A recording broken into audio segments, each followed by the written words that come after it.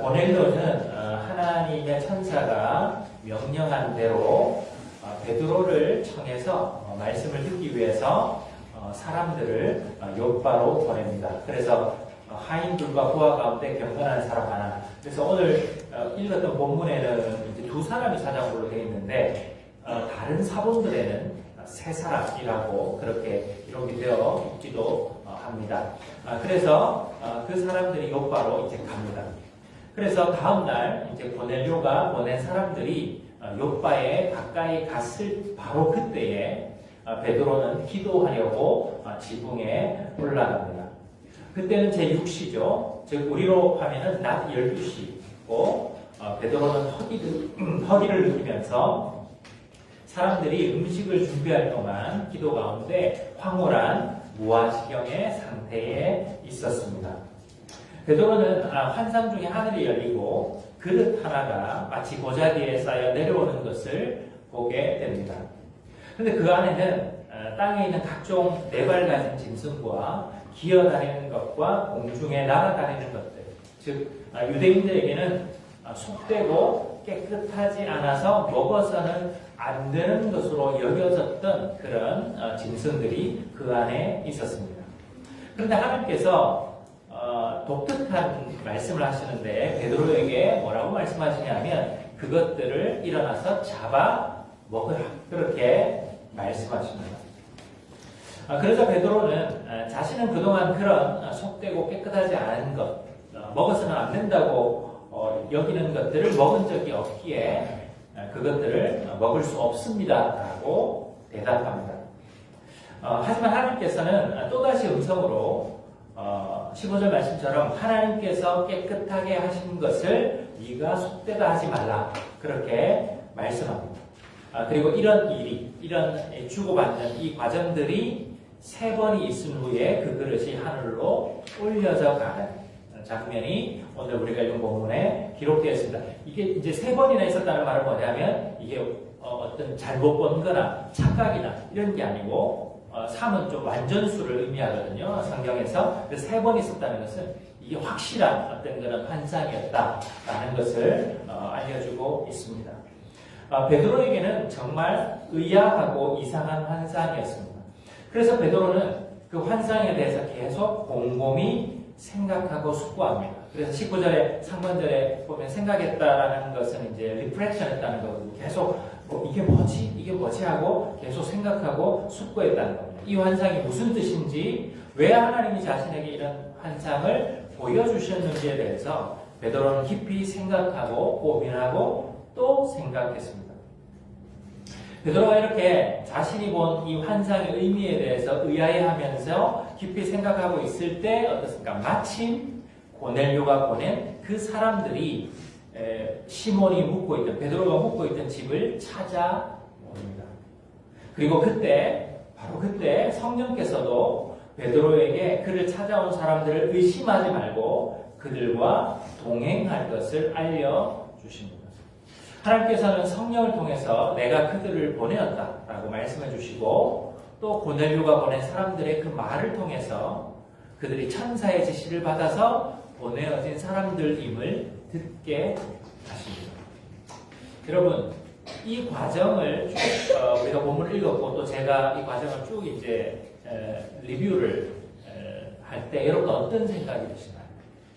베드로가 이제 옥상에서 기도할 때 그 사람들이 마침 그 도시에 가까이 왔고, 또 그 기도 중에 특별한 환상을 보는데 마침 이게 무슨 의미지라고 고민을 하고 있을 때 그 사람들이 베드로의 집 앞에, 베드로가 묵고 있었던 곳에 도착하고 베드로가 내려가서 그들을 영접하고 만나는 이 모든 과정들, 저는 이 오늘 성경 본문의 이 말씀을 통해서 저는 하나님의 놀라운 타이밍을 보게 됩니다. 여러분이 보통 우리 이제 그런 말 하잖아요. 뭐든지 타이밍이 중요하다, 이런 얘기를 하잖아요. 타이밍이 중요하다. 이 타이밍이라는 단어가 우리가 그냥 이제 타임, 시간, 그래서 사람들이 그냥 뭐 타이밍 이렇게 얘기하지만 사실 이 타이밍이라는 단어의 뜻에는 시기를 선택하는 것, 그 다음에 행동의 효과가 가장 크게 나타나도록 속도를 맞추는 것, 한마디로 말하면 적기를 포착하는 기술, 그것이 바로 타이밍입니다. 가장 적절한 시기를 포착하는 기술이 바로 타이밍이라는 단어의 뜻에 포함되어 있는 의미입니다. 마치 무슨 작전을 실행하시는 것 같은 그런 느낌이 들지 않습니까? 혹은 어떤 연출자가 연극에서 연출의 효과를 극대화하기 위해서 여러 요소들을 동시에 편성하는 것 같은 그런 느낌도 드는 것 같습니다. 하나님께서는 베드로가 고넬료가 보낸 사람들을 받아들이도록 하시기 위해서 가장 적절한 시기를 택하시고 또한 적절한 장소로 또 이끄셨습니다. 여러분, 우리가 아는 대로 베드로가 도로다니며 복음을 전하다가 처음에는 루다라는 곳에 갔다가 그 루다에 있다가 갑자기 도르가, 그 다비다라는 여인이 죽었다는 소식을 듣고 제자들이 베드로를 초청합니다. 그 초청한 곳이 바로 요빠입니다. 그 요빠는 가이사랴 남쪽에 있습니다. 한 48km 정도 떨어져 있는, 그러니까 지금은 48km가 어떤지 모르겠지만 그때 당시에는 그 요빠에서 북쪽으로 있었던 근처 도시, 그것이 바로 가이사랴죠. 그러니까 하나님께서 베드로를 이렇게 해서 가이사랴 근처로 인도해 주시고 그 가이사랴에 있는 고넬료라는 사람을 만나게 하시는 하나님의 인도하심을 우리는 발견하게 됩니다. 그래서 하나님께서는 베드로를 로다에서 요빠로 인도해 가시는 그런 상황들을 우리는 마주하게 되는 것이죠. 하나님께서는 좁게는 한 사람과 그 가족의 구원을 위해서, 또 좀 넓게는 온 인류와 이 세상 전체의 구원을 위해서 매우 신중하게 그 과정을 밟아가시는 것을 우리는 보게 됩니다. 그럼 우리 인간의 입장에서는 우연인 것 같이 보이지만 사실은 하나님의 그 절묘한 타이밍이 있었던 것입니다. 적절한 그 시기를 파고드는 그 기술, 그 타이밍을 하나님이 사용하셨던 거죠. 우리는 하나님의 그 타이밍을 그때그때 바로바로 알 수는 없지만 분명한 것은 하나님은 언제나 지금도 그분의 타이밍으로 역사하신다는 사실입니다. 우리가 영화를 보거나 소설 같은 그 문학 작품을 읽을 때 어떻습니까? 바로바로 그 작가의 의도를 파악할 수 없을 때가 참 많죠. 왜 이 사람이 등장하지? 왜 이런 사건이 발생하지? 궁금해합니다. 우리가 이제 물론 스포일러들이 있어서 막 다 얘기해 주기도 하지만 우리가 결론을 잘 모를 때는 왜 이게 이렇게 전개되지? 이 이야기가 왜 이렇게 전개가 될까? 잘 모릅니다. 근데 여러분, 탁월한 감독, 탁월한 작가일수록 그 당시 그 시점에서는 왜 그런 사건들이 발생하는지를 잘 숨깁니다. 그게 재미죠. 그래서 좋은 소설이나 좋은 영화를 보면 바로바로 사람들이, 그걸 읽는 사람들이 이거 이래서 이렇게 되는 거 아니야 했을 때 바로 결론이 그렇게 나면 그 재미가 없습니다. 왜 이게 이렇게 될까? 뜻하지 않은 사건, 뜻하지 않은 인물이 등장하고 내가 예상했던 것과 전혀 다른 방향으로 막 사건이 전개되다가 내가 예상하지 못했던 결론이 딱 도달할 때 그때 우리는 카타르시스를 느끼고 감동을 받죠. 그래서 우리가 그때는 왜 이런 일들이, 왜 이런 사건들이, 왜 이런 인물이 등장하는지 모르다가 결말을 보았을 때 우리는 어떻습니까? 모든 일련의 사건들의 의미를 발견하게 됩니다. 왜 이 사람이 필요했는지, 왜 이 사람이 등장하는지, 왜 이 사람과 이 사람이 만나는지, 왜 이 사람은 이런 사건들을 경험해야 하는지, 그것을 발견하고 우리는 감동을 하게 되죠. 여러분, 우리 인생을 한번 생각해 보시면 누군가를 만났습니다. 또 어떤 일련의 사건들과 어떤 일들을 경험합니다. 또 그것을 특별히 어떤 지역에서 살아가는 것을 우리는 경험합니다. 이런 모든 것, 누구를 만나고 어떤 사건을 경험하고 내가 특별히 어떤 곳에서 살아가는 이 모든 전체적인 의미를 100% 이해하기란 인간으로서 우리는 매우 어렵습니다. 우리는 어떻습니까? 대부분 세월이 조금 흐른 뒤 그것의 의미를 깨닫고 발견하게 되는 경우가 훨씬 더 많습니다. 지금은 잘 모릅니다. 지금은 왜 내가 이런 상황에 처하는지, 왜 이런 사람을 만나는지, 왜 내가 여기에 지금 존재하고 있는지 지금은 잘 모릅니다. 그러나 인간의 한계상 우리는 내일을 알지 못하는 유한한 존재이기 때문에 좀 시간이 지나고 내 인생을 다하고 할 때에 뒤를 돌아보면서 그 모든 의미들이 하나로 연결되는 것을 발견하게 되죠. 그럼 우리가 그리스도인으로서 감사하며 또 다행이라고 생각해야 하는 점은 뭐냐면 하나님께서는 그분의 타이밍에 개입하셔서 구원과 그 하나님 나라의 역사를 이루어 가고 계심을 믿을 수 있다는 것입니다. 하나님은 무능한 감독이나 무능한 연출자가 아니세요. 하나님은 탁월한 감독이시고 탁월한 우리 삶의 연출자이십니다. 하나님은 전능하십니다. 따라서 우리가 경험하는 모든 그 인생의 일들과 그 사건들이 우연히 아무 의미 없이 발생하지 않는다는 것. 하나님의 그 전능하심과 하나님의 탁월하신 그 주권적 능력 아래에 다 있다는 사실. 하나님이 여전히 감독하고 계시고 하나님은 연출자로 역사하고 계신다는 사실. 그것이 바로 우리가 그리스도인으로 살아가는 참 감사이고 다행이라고 생각하는 측면이라고 저는 생각해요. 물론 우리가 이제 주의할 것은 뭐냐면 때로 우리 자신의 욕심 때문에 죄와 유혹에 빠져서 우리의 인생을 허비할 수도 있다는 것입니다. 그래서 이것을 주의해야 합니다. 야고보서 1장 13절에서 18절 말씀을 우리가 얼마 전에 봤지만 사람이 시험을 받을 때, 여기 시험은 뭡니까? 템테이션입니다. 유혹입니다. 사람이 시험을 받을 때 내가 하나님께 시험을 받는다 하지 말지니 하나님은 악에게 시험을 받지도 아니하시고 친히 아무도 시험하지 아니하시느니라. 오직 각 사람이 시험을 받는 것은 자기 욕심에 끌려 미혹됨입니다. 욕심이 잉태한 즉 죄를 낳고 죄가 장성한 즉 사망을 낳는다. 내 사랑하는 형제들아 속지 말라. 온갖 좋은 은사와 온전한 선물이 다 위로부터 빛들의 아버지께로부터 내려오나니 그는 변함도 없으시고 회전하는 그림자도 없으시니라. 그가 그 피조물 중에 우리로 한 1000열매가 되게 하시려고 자기의 뜻을 따라 진리의 말씀으로 우리를 낳으셨느니라.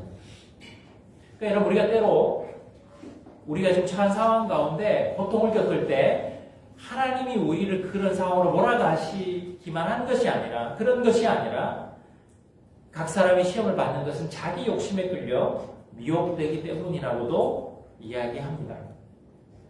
하지만 하나님께서는 인간의 어리석음과 그런 저항과 불순종에도 불구하고 결국은 그분의 뜻을 이루어 가십니다.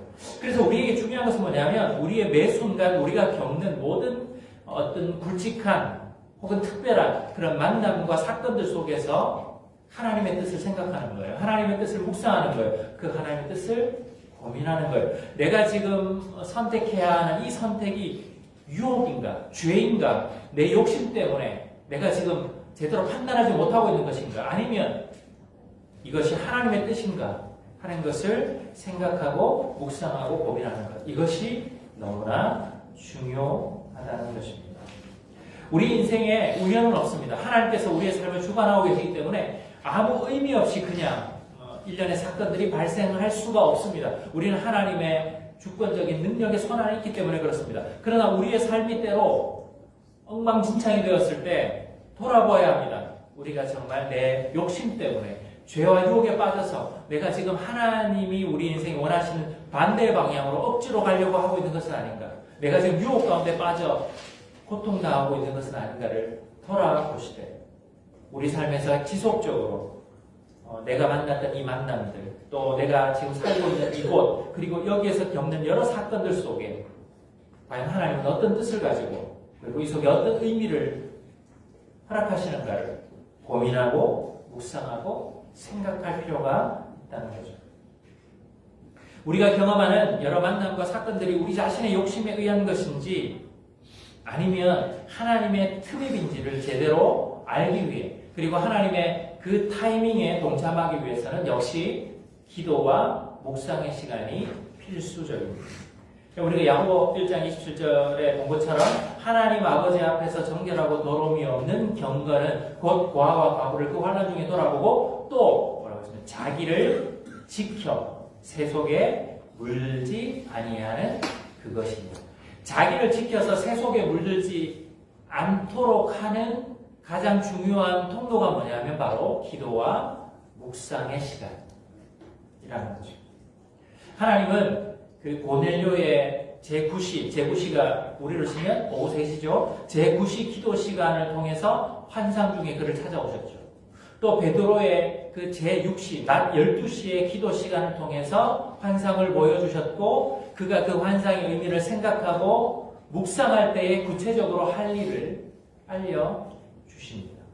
그래서 베드로가 기도 시간 가운데 환상을 보고 그 환상의 의미가 뭔지를 계속 묵상할 때 바로 그때 사람들이 찾아오고 바로 그때 성령께서 이상하게 여기지 말고 의심하지 말고 그들을 따라가라고 말씀해 주십니다.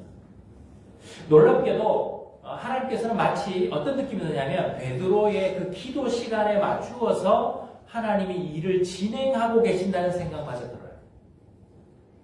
하나님께서 베드로의 그 기도 시간에 맞추어서 스케줄을 잡으신다는 생각이 들 정도입니다.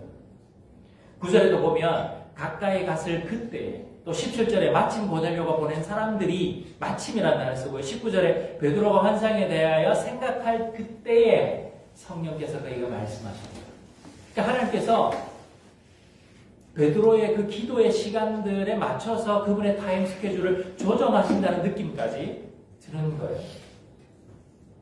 여러분, 기도는요, 우리의 기도의 시간은 우리의 경건과 헌신, 하나님에 대한 그 경외심을 나타내는 두 가지 축 중에 하나입니다. 우리가 사도행전 10장 2절에 봤던 것처럼 고넬료가 경건하여 온 지방과 더불어 하나님을 경외하며 백성을 많이 구제하고 하나님께 항상 기도했다. 그러니까 이 고넬료의 경건, 헌신, 그리고 그가 하나님을 경외함이 두 가지를 통해서 나타났잖아요. 백성을 많이 구제하는 것과 하나님께 항상 기도하는 것. 이 두 가지 축 중에 하나가 바로 기도입니다. 또 기도는 제가 좀 전에 야고보서 1장 27절 말씀드렸던 것처럼 우리 자신을 세속에 물들지 않게 하는 통로가 되는 것이죠. 그러니까 고넬료의 경건의 두 가지 축이 구제가 기도였기 때문에 야고보서 1장에서도 야고보는 두 가지를 언급하잖아요. 고아와 과부를 또 환난 중에 돌보는 것 하나, 그 다음에 또 하나가 뭡니까? 자기를 지켜 세속에 물들지 않는 것. 그러니까 고넬료의 많은 구제와 기도, 그리고 야고보가 말씀하는 고아와 과부를 환난 중에 돌보는 것과 자기를 지켜 세속에 물들지 않게 하는 것, 이 두 가지 축. 그러니까 자기를 지켜 세속에 물들지 않게 하는 방식이 뭐라는 거예요? 기도라는 겁니다. 기도. 따라서 기도는 하나님의 구원의 타이밍을 위한 매우 중요한 지점일 뿐만 아니라 우리가 하나님의 개입을 알 수 있는 주된 수단이 바로 기도의 시간이라는 겁니다. 하나님이 우리 삶에 틈입하셨는지 안 하셨는지를 알 수 있고, 하나님께서 우리의 삶 속에 어떤 타이밍을 가지고 도대체 이 사건이 무슨 의미를 가지고 있는지를 파악할 수 있는 중요한 통로 중에 하나가 뭐예요? 기도라는 겁니다. 우리가 이런 맥락에서 본다면 우리가 기도하지 않아서 얼마나 많은 하나님의 틈입과 그 개입하심의 통로를 막고 있었는지, 얼마나 많은 하나님의 그 비전을 깨닫지 못하고 흘려버렸는지 가늠이 되지 않을 정도예요. 여러분, 베드로가 그 기도 시간에 하나님의 비전을 본다고 했습니다. 환상입니다. 그 환상의 영어식 표현은 비전입니다. 비전. 비전을 우리가 언제 볼 수 있습니까? 하나님 우리에게 주시는 그 비전을 언제 깨달을 수 있고 그것을 언제 볼 수 있습니까? 여러분, 기도의 시간입니다. 기도의 시간. 하나님께서는 분명 그분의 종들을 통해서 일하신다면 하나님은 항상 자주 빈번히 정기적으로 기도하는 사람들을 통해서 하나님 나라의 비전을 보여주시고 그 의미를 깨닫게 하실 것입니다. 우리 인간을 통하여, 그분의 종들을 통하여 반드시 어떤 일을 이루시려고 하신다면, 그렇다면, 그것이 맞다면 우리가 기도하지 않아서 그분의 역사가 방해받는 것이 될 것입니다. 우리가 놓쳐버린 수많은 기도의 시간들, 그것 때문에 얼마나 많은 하나님의 틈입과 하나님의 개입을 우리는 흘려보냈는지, 얼마나 많은 하나님의 비전을 깨닫지 못하고 흘려버렸는지 가늠이 되지 않아요. 기도를 그래서 멈추지 말아요. 사무엘상 12장에 보면 사무엘이 이스라엘 백성들 향해서 그렇게 이야기합니다. 나는 너희를 위하여 기도하기를 쉬는 죄를 여호와 앞에 결단코 범하지 아니하고 선하고 의로운 길을 너희에게 가르칠 것인즉 너희는 여호와께서 너희를 위하여 행하신 그 큰 일을 생각하여 오직 그를 경외하며 너희의 마음을 다하여 진실이 섬기라. 만일 너희가 여전히 악을 행하면 너희와 너희 왕이 다 멸망하리라. 이 장면은 뭐냐면 이스라엘 백성들이 하나님, 눈에 보이지 않는 하나님 섬기는 게 힘들다, 싫다. 그래서 어떻게 왕을 달라. 그래서 사울 왕을 세우기로 한 다음 하나님께서 그들의 그런 결정, 그들의 요구에 대해서 섭섭함을 표현하신 그 다음 백성들이 하나님이 두려워서 사무엘상에게 우리를 위해서 기도해달라고 요청한 그 다음 사무엘이 선포한 내용입니다. 나는 너희를 위하여 기도하기를 쉬는 죄를 여호와 앞에 결단코 범하지 아니하고 선하고 의로운 길을 너희에게 가르칠 것인즉 너희는 여호와께서 너희를 위하여 행하신 그 큰 일을 생각하여 오직 그를 경외하며 너희의 마음을 다하여 진실히 섬기라. 만일 너희가 여전히 악을 행하면 너희와 너희 왕이 다 멸망하리라. 사울 왕을 세워도 그 사울 왕이 너희들을 지켜주고 보호해주는 것이 아니라 너희가 하나님을 보이지 않는 하나님을 섬기기 귀찮고 불편하다고 내치고 인간의 왕을 원했다 할지라도 그 왕이 너희를 지키는 게 아니고 너희가 여호와를 경외하고 너희 마음을 다해서 진실로 섬기면 그 하나님이 여전히 너희를 지킬 수 있습니다. 그렇지 않으면 너희들은 다같이 그 세워진 왕과 함께 멸망하게 될 것이다. 그러나 사무엘 말한다. 나는 너희를 위하여 기도하기를 쉬는 죄를 여호와 앞에 결단코 범하지 않을 것이다. 그리고 선하고 의로운 길을 너희에게 가르칠 것이다. 사무엘은 하나님의 백성들을 위해서 기도하기를 쉬는 죄를 결단코 범하지 않겠다. 1차적으로 저에게 큰 도전이 되는 말씀이고요. 우리 모두가 함께 여러분의 직장을 위해서, 여러분의 가정을 위해서, 세상을 위해서, 교회를 위해서 기도하기를 쉬는 죄를 범하지 않기를 바랍니다. 기도하지 않는 것은 죄입니다. 기도하기를 쉬는 죄를 범치 않기를 바랍니다. 데살로니가전서 5장 17절 쉬지 말고 기도하라.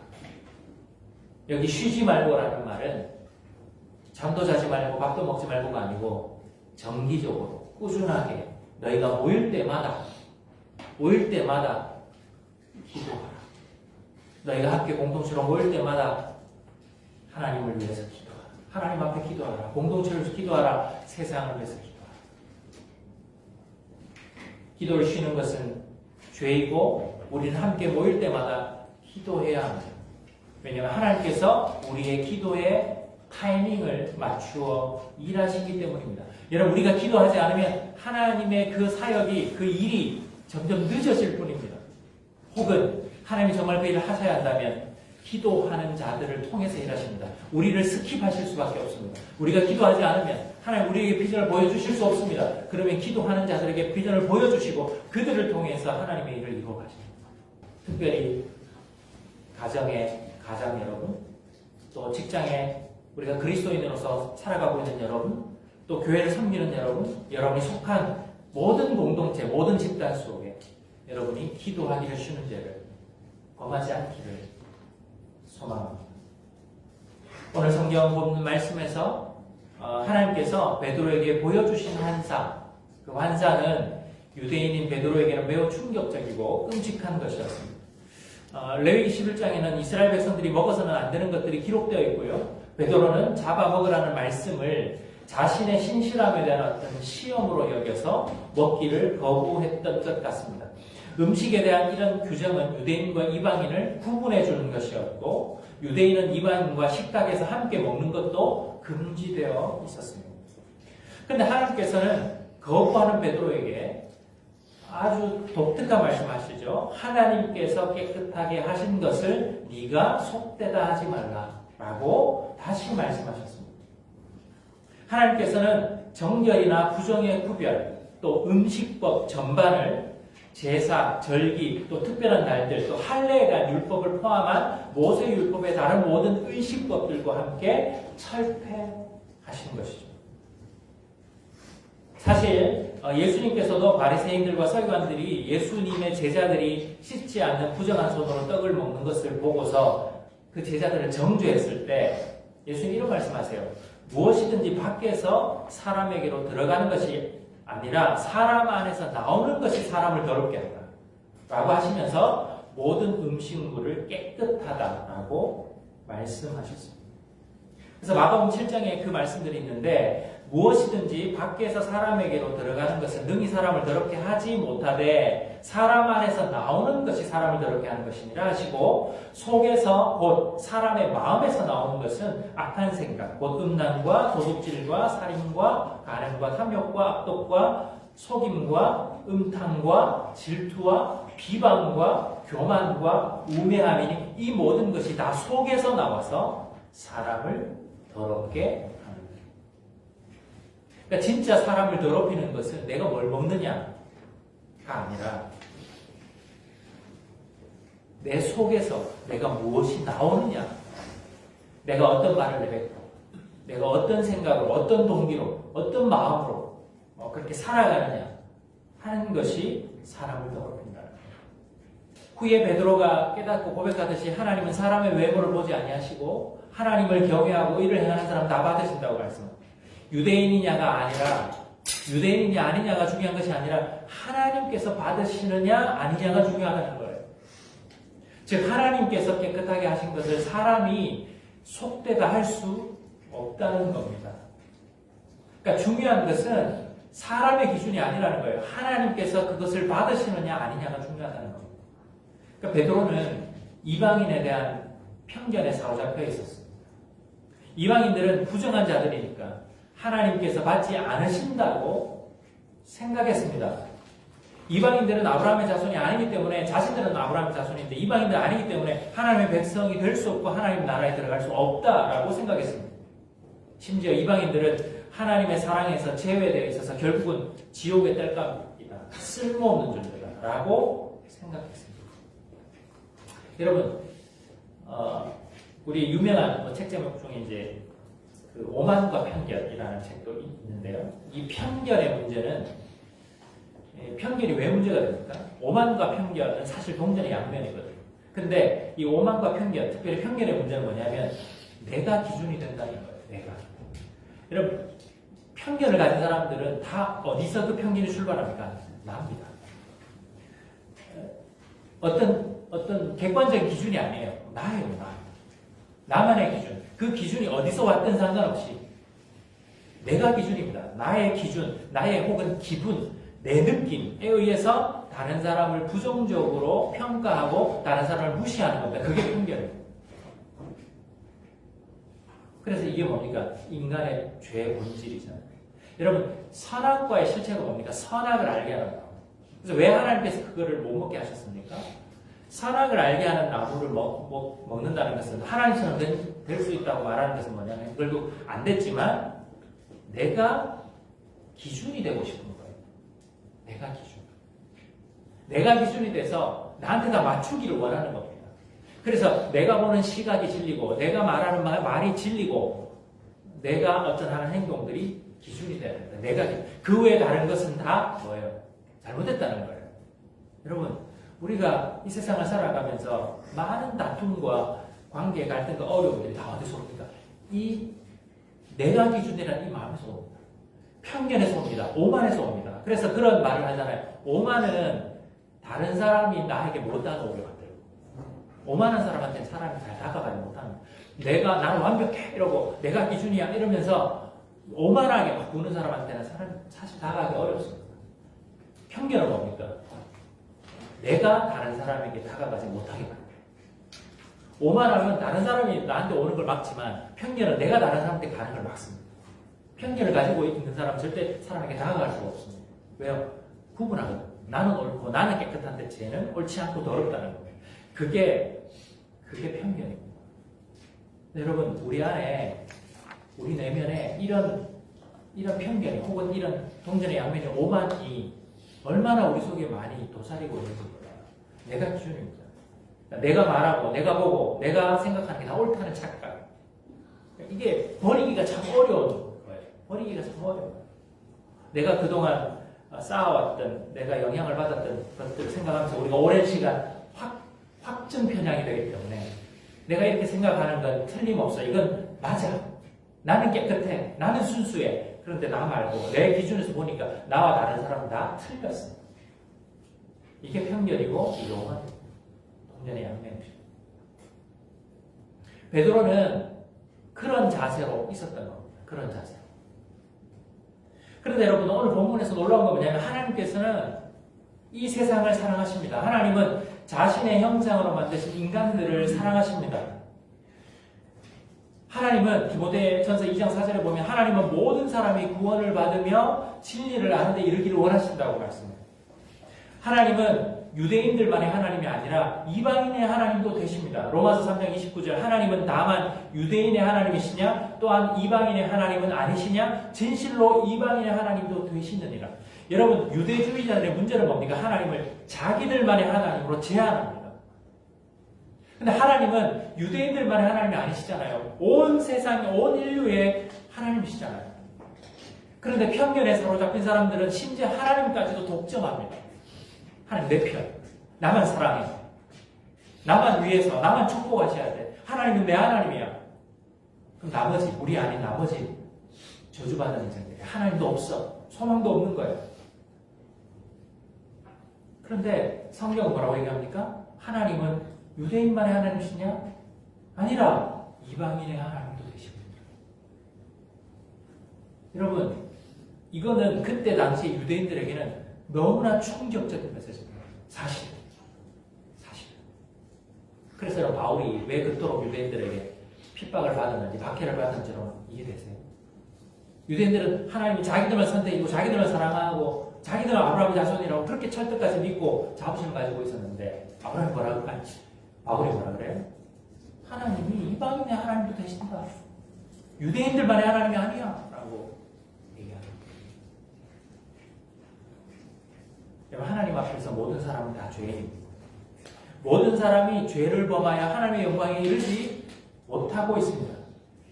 그러나 예수 그리스도를 믿음으로 모든 믿는 자에게 하나님의 의가 차별 없이 주어졌습니다.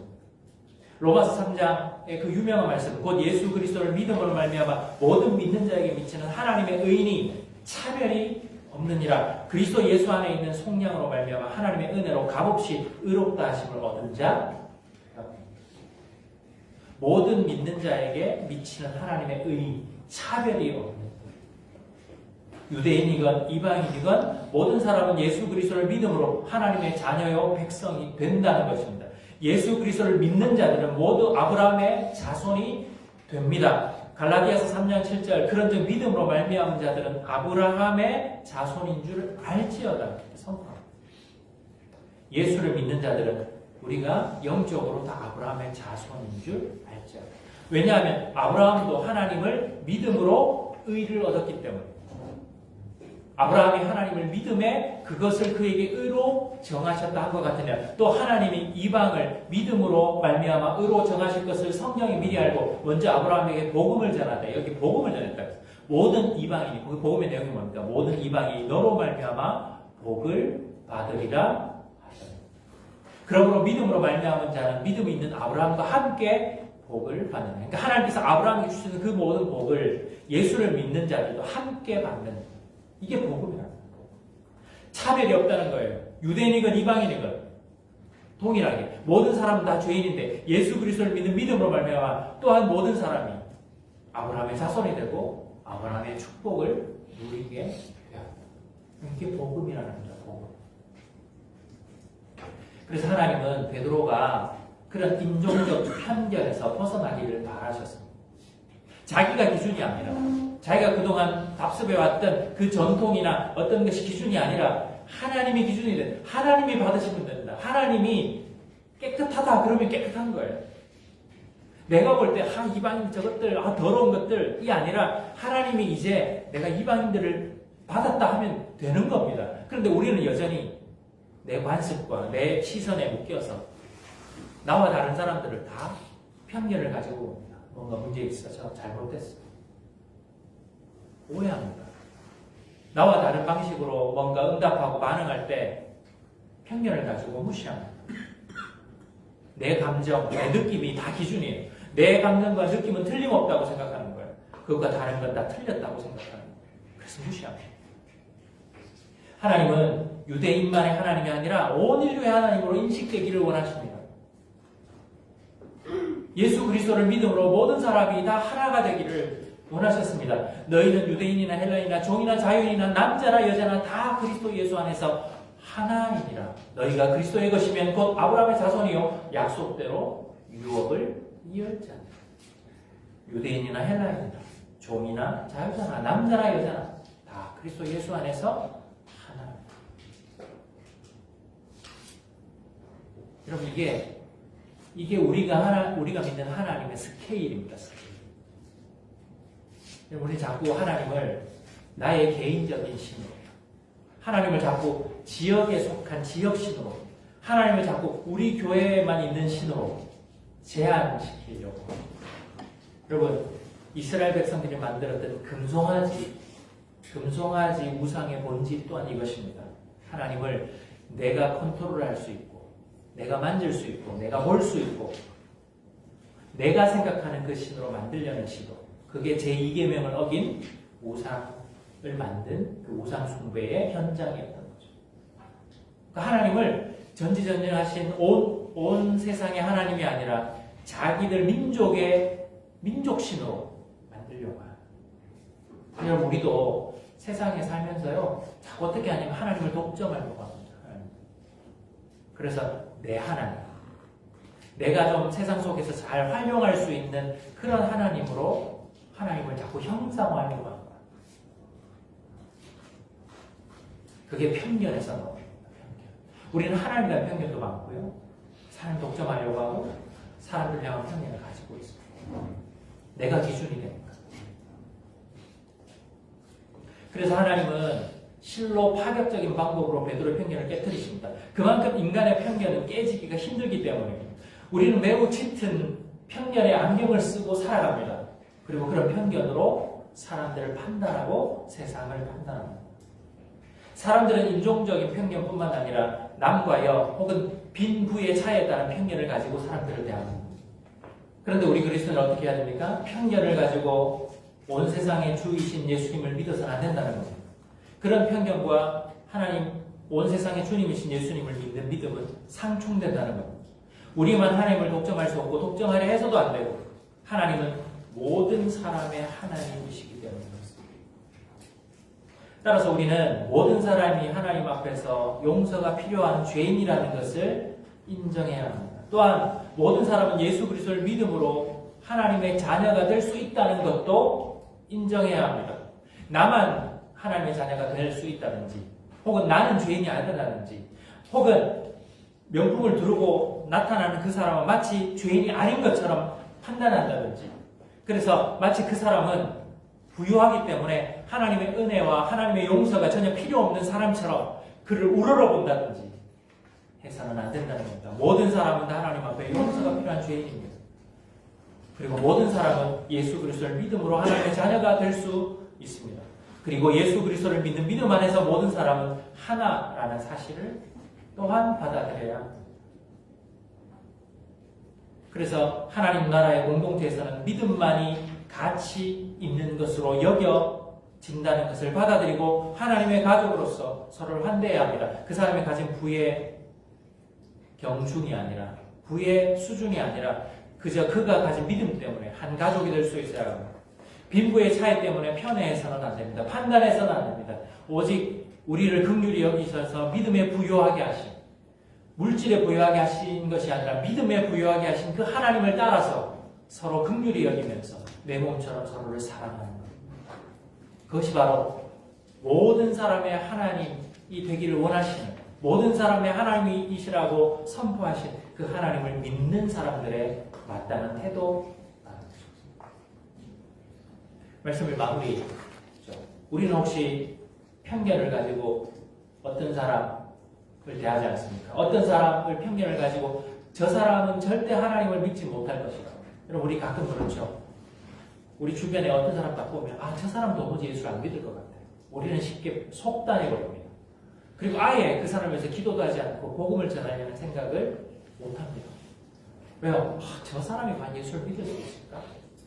딴 사람 몰라도 저 사람은 도무지 교회하고는 거리가 멀어 라고 우리는 이미 판단을 해버립니다. 그 사람의 어떤 기질적 특성, 그 사람의 어떤 외모 이런 것들을 가지고 그 사람의 성질 이런 걸 보면서 저 사람은 절대 하나님 안 믿을 것 같아 라고 우리는 이미 편견을 가지고 사람을 대합니다. 혹은 반대로 되게 부자이기 때문에 어떤 사람이 그래서 그 멋진 차를 타고 멋진 집에 살고 멋진 동네에 살고 뭐 자녀들도 다 잘 되고 되게 이쁘고 멋있고 이런 사람들을 보면서 그 사람이 부자이기 때문에 저런 사람에게는 하나님의 구원과 용서의 은혜가 필요하지 않다고 착각하고 있지는 않습니까? 저 사람 뭐가 부족해서 교회 나오겠나? 저 사람 뭐가 부족해서 내가 복음 전하면 듣겠나? 이런 마음으로 우리는 또 다른 편견을 가지고 있지는 않습니다. 모든 사람은 죄인입니다. 모든 사람은 하나님의 은혜와 하나님의 용서가 필요합니다. 그 사람이 가난한 사람이든 부유한 사람이든. 그래서 우리가 얼마나 많이 사람들에 대한 편견에 사로잡혀서 그들에게 나아가지 못하고 편견은 나아가지 못하게 만드는 것. 나아가지 못하고 그 복음을 나눌 수 있는 기회를 우리가 스스로 차버린 적이 얼마나 많았습니까? 아니면 우리 자신이 믿음으로 하나님의 자녀가 되었다는 것을 받아들이고 기뻐하지 못하고서 편견을 가지고 세상적인 부와 그 힘을 숭상하고 있지는 않습니다. 돈만 많으면 아무 문제가 없을 거야. 좋은 집에 살고 빚이 없고 좋은 차만 타고 다니면 아무 문제 없을 거야. 삶이 행복할 거야. 라는 오히려 세상적인 그 부와 힘을 숭상하면서 그런 편견을 가지고 그들을 바라보고 있지는 않습니다. 여러분 성경은 분명히 얘기합니다. 모든 사람은 죄인입니다. 모든 사람은 하나님의 구원이 필요합니다. 모든 사람은 하나님의 은혜가 필요합니다. 용서의 경험이 필요합니다. 근데 우리는 그가 가진 외모, 그가 멋진 차를 타고 부자라는 이유로 그런 필요에서 제외되어 있다고 편견을 가지고 보고 있는 것은 아닐까요?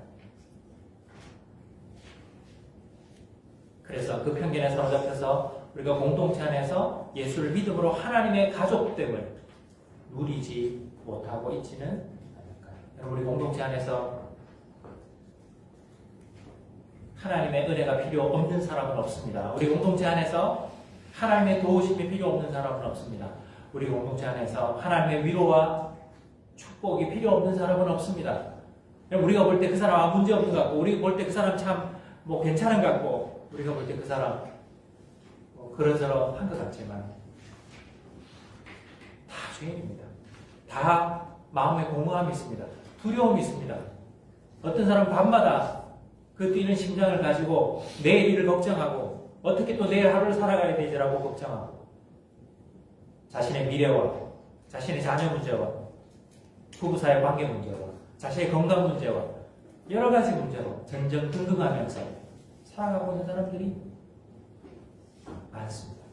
그 사람이 가난하기 때문에 더 하나님의 은혜가 필요한 것도 아니고 부유하기 때문에 하나님의 은혜가 필요 없는 것도 아닙니다.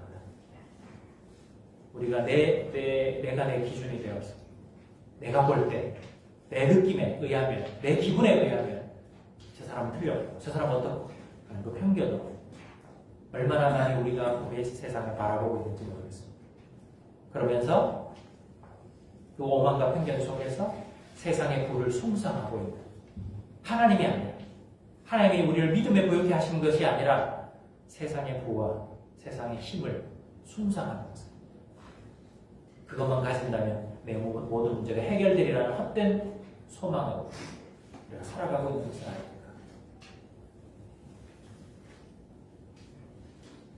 말씀을 마무리하면서 하나님은 우리 삶에 틈입하시기 원하십니다. 그 틈입의 가장 주된 일반적인 통로는 우리의 기도의 시간들입니다. 그리고 하나님은 우리만의 하나님이 아니라 모두의 하나님이 되시기를 원하십니다. 예수 그리스도를 믿음으로 말미암아 모든 사람은 죄인에서 의인이 될 수 있습니다. 모든 사람은 하나님의 죄인입니다. 모든 사람은 다 하나님의 용서의 은혜가 필요합니다. 우리가 그 시각으로 편견을 버리고 사람들을 긍휼로 바라볼 때 그때 우리는 하나님의 그 은혜의 통로로 사용될 수가 있음을 믿습니다.